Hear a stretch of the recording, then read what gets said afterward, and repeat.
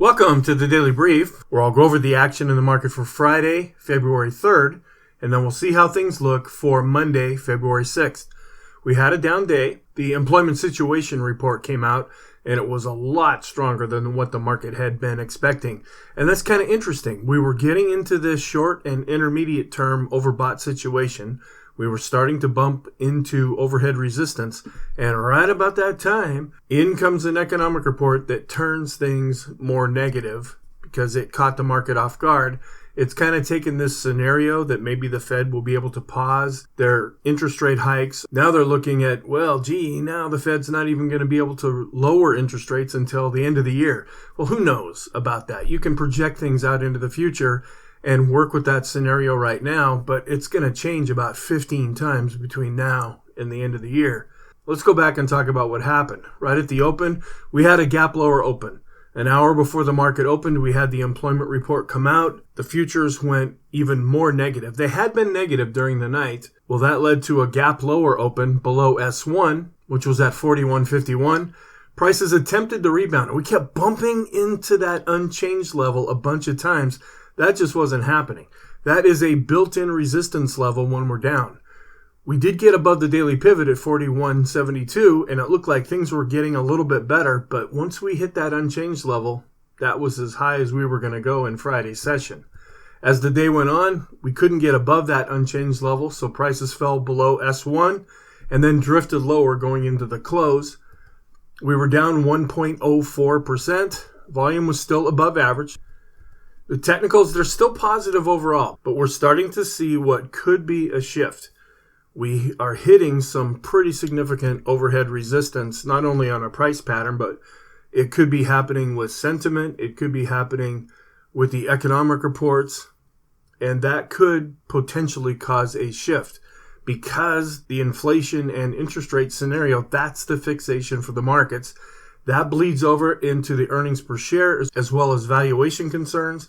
We want to keep an eye on the geopolitical concerns as well as earnings are still going to be coming out in the upcoming week. We have the debt ceiling, which still has not been resolved. And then this whole situation in India with one of their rich investors suddenly losing a lot of value. And will that bleed over into the U.S. stock market?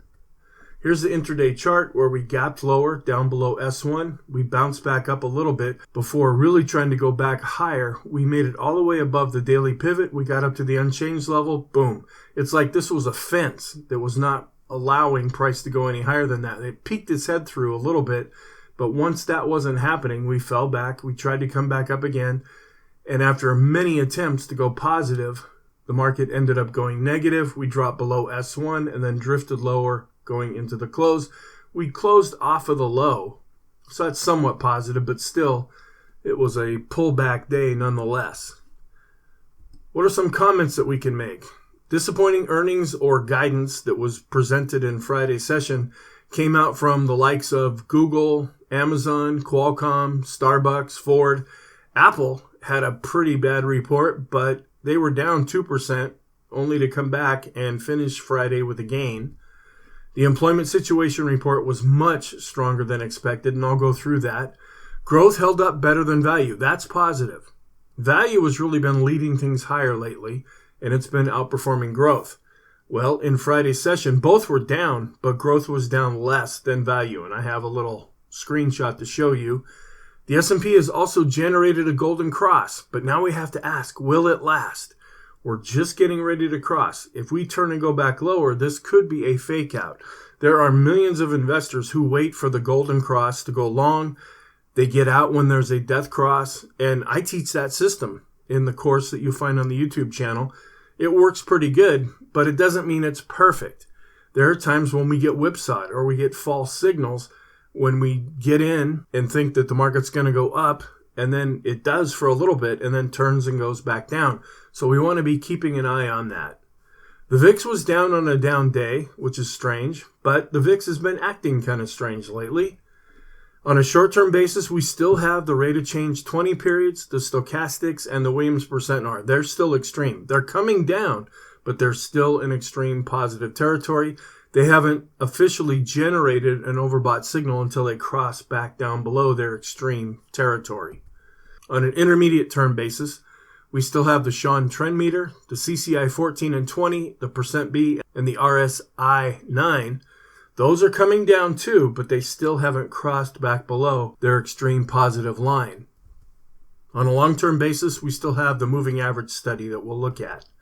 The dollar was up strong, really, against the yen, against the euro. It had a good day, but not enough to really change the trend. Interest rates were also up pretty strong. Copper is starting to show more declines right now, but it's still keeping the majority of its gains. I don't have a chart to show you.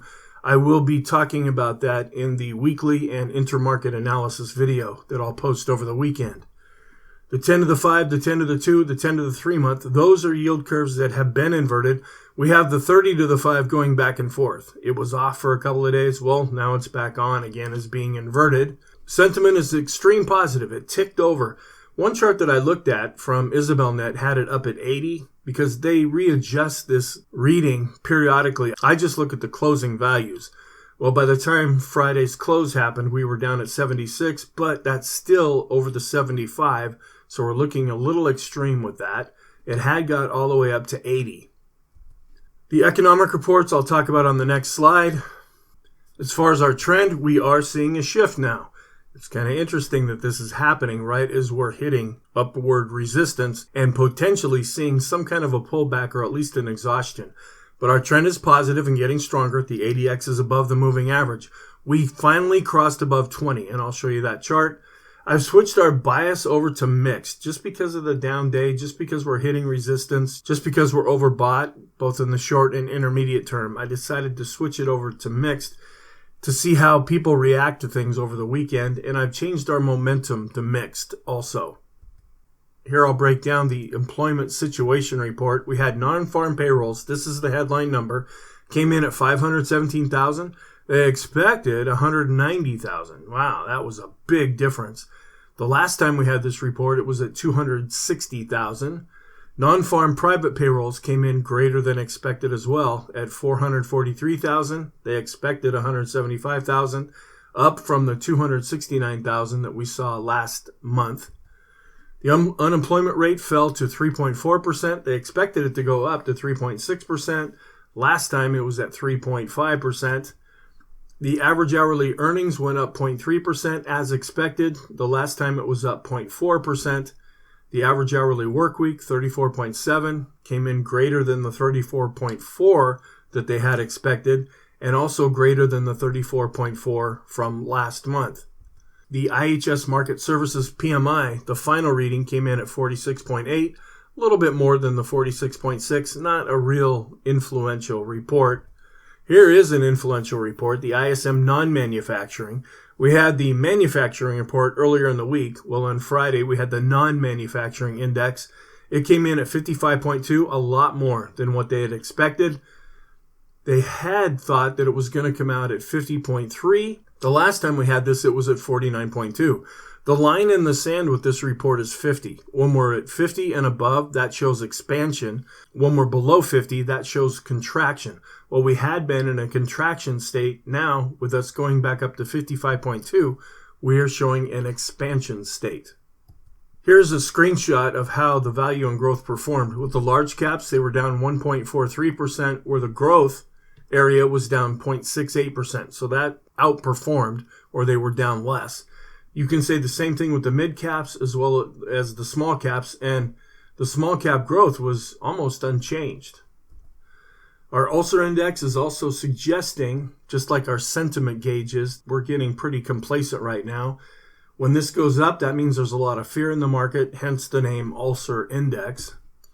The VIX actually was down on a down day. We're still getting very low readings with the VIX on a closing basis, and on the bar chart, it's also showing a real decrease. So there's a lot of complacency according to this. When the VIX is low, it's time to go, and people have been touting that as the VIX has been very low. At some point, is that going to become true? Here's the VIX of the VIX showing how volatility just ticked down a little bit on a closing basis, and we were pretty much sideways with the bar chart. Here's the ADX. We're finally seeing a trend after dropping below for much of November and then pretty much all of December. The ADX is back above 20, so we could say we're now in a trending environment. The only problem is we might be getting ready to show some weakness in the market if we see follow-through in the coming week. What will likely happen, based on how this indicator works, is if the green line keeps coming down because we're selling and the red line's going up, it could turn the ADX back down and turn into a trendless environment yet again.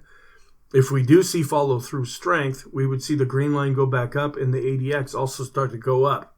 So we'll just be watching that on a day-by-day basis. The Arun also looking a little toppy right now. It's showing the buyers are still in control, but it's coming down a little bit. The sellers are really decreasing. So when you take a look at our oscillator, which compares these two signals up above, we're still getting a pretty toppy reading. It didn't really register Friday's loss. The daily chart just shows how we came right up to this R1 level, and then we've been coming back down. Is this resistance level going to be a short-term top in the market? Are we going to keep going down? A few days ago, we were looking quite vulnerable where we had a down day, and it looked like we were just hanging out here, but we were able to bounce up off of that. Is the same thing going to happen this time? Is this just a short-term pullback before we get set to go up higher, or are we going to see something more substantial start to develop? Then on the bottom, you can see where volume was above average. You can also see where we're now witnessing a golden cross as the 50 period crosses above the 200 period moving average. The force index, which had been giving us an extreme positive reading, fell down in Friday's session. This is a pretty touchy indicator, so the fact that it declined from being extreme is not surprising. We're seeing some weakness, and we saw this actually before Friday's session, where the 20 period exponential moving average was turning down, and that is continuing, as was the 50. Now we're starting to turn down with the 200-day exponential moving average. The stochastics were still looking pretty extreme with the short term. Until we drop below this line, we're in extreme positive territory, but we can stay here for a long time. The intermediate term also starting to turn back down from being extreme, and the long term rolling over a bit but has not crossed below the moving average. The slope, we've been keeping an eye on this. This is not one of my favorite oscillators, but just because it's doing something, I want to bring it to your attention. It was actually turning down as we were going up and not really showing a lot of the strength that we've seen lately. Well, now with Friday's decline, it's starting to roll over again. But all of our other oscillators are still positive. The rate of change going back 10 periods after being extreme has now dropped. Stoch RSI has also dropped after being extreme, as has the Williams percent R. It has just a little bit further to go. The bullish percent index still looking pretty toppy right now, but it could go up a little higher. But other times when we got to this level, that often marks some kind of a top in the S&P. The bullish percent index based on the NYSE, it's continuing to break out. So that is positive for the S&P and the market as a whole. The Chaikin money flow still holding up fairly well. It declined just slightly on Friday. The CCI 14 starting to come down, but not below the extreme positive territory yet. And the same thing is true with the CCI 20. The CMB composite index, we're above this black line. That's extreme positive, and now it's starting to come back down. The TTM squeeze switched over to a darker color bar. That is more negative. Where when these are lighter shaded, that's positive. When they turn darker, that's more negative.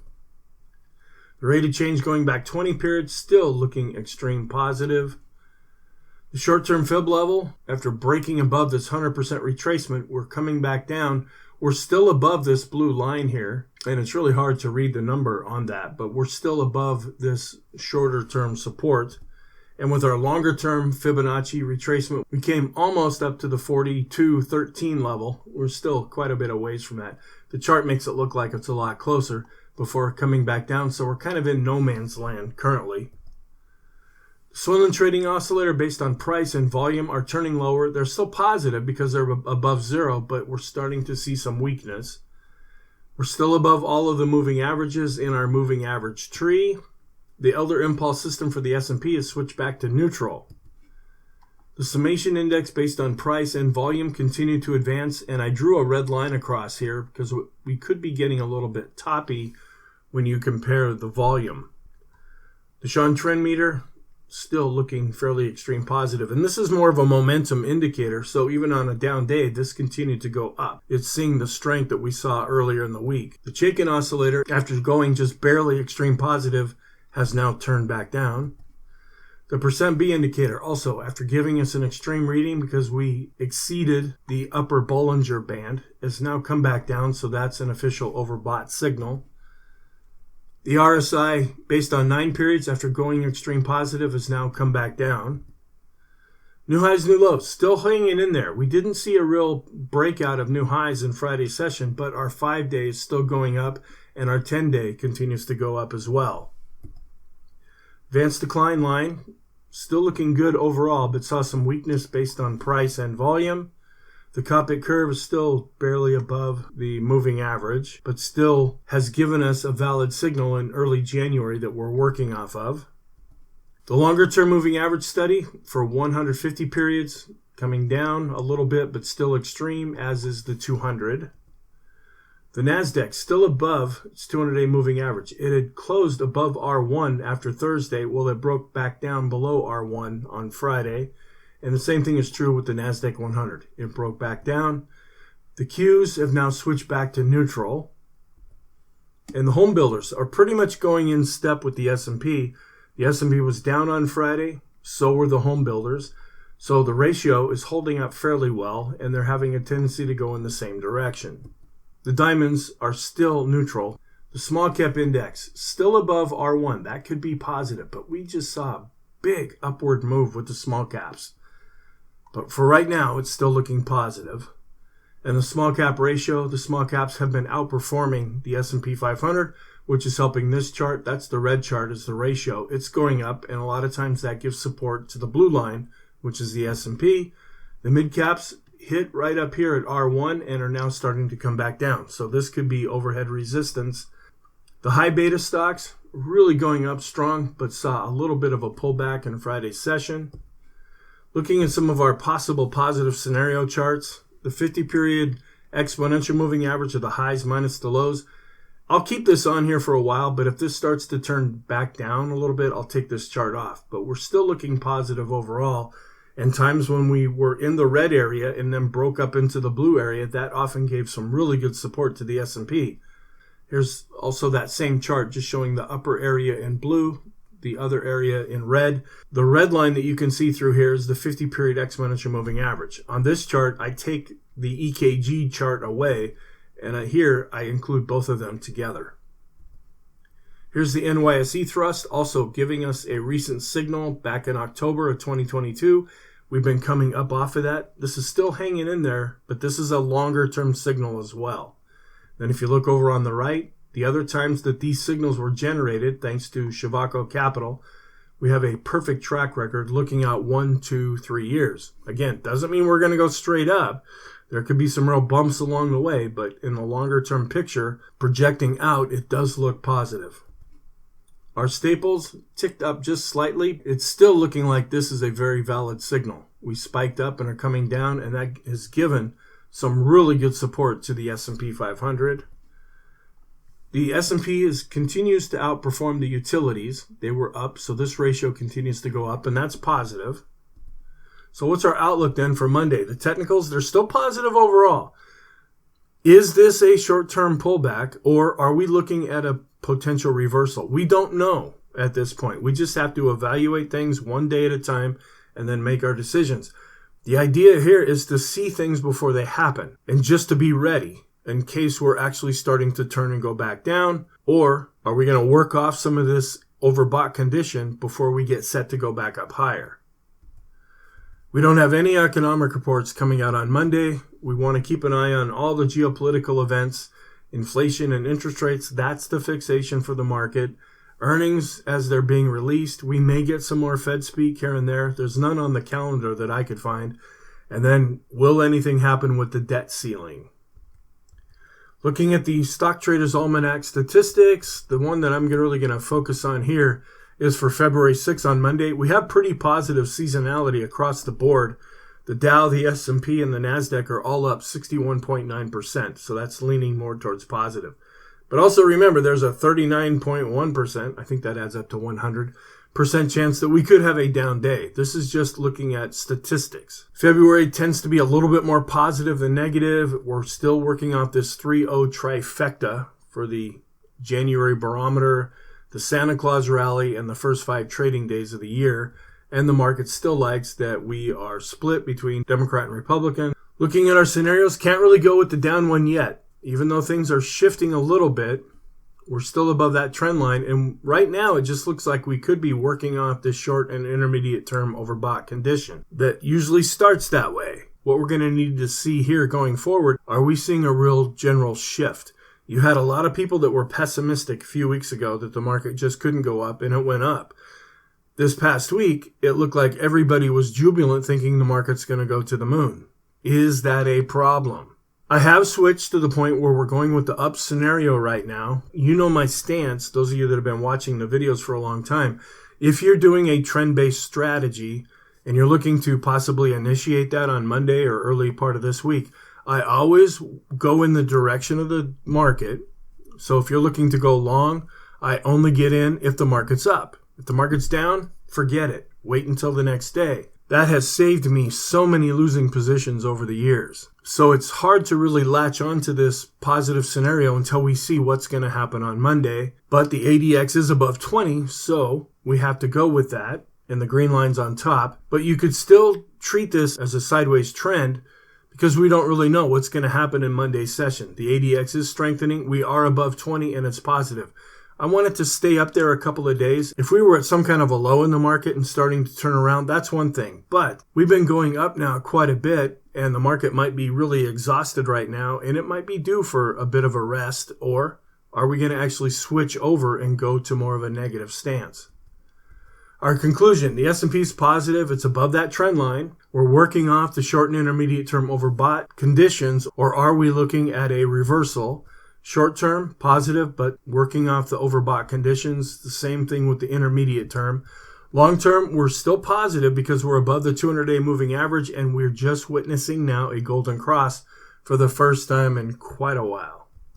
Thank you. Have a wonderful weekend. I will look at preparing the weekly video update as well as the intermarket analysis video update and the deep dive video update, which is where I look at charts that I really didn't show in any of the videos, just because we can get some insight from that, but they're not necessarily giving us any clues at the present time.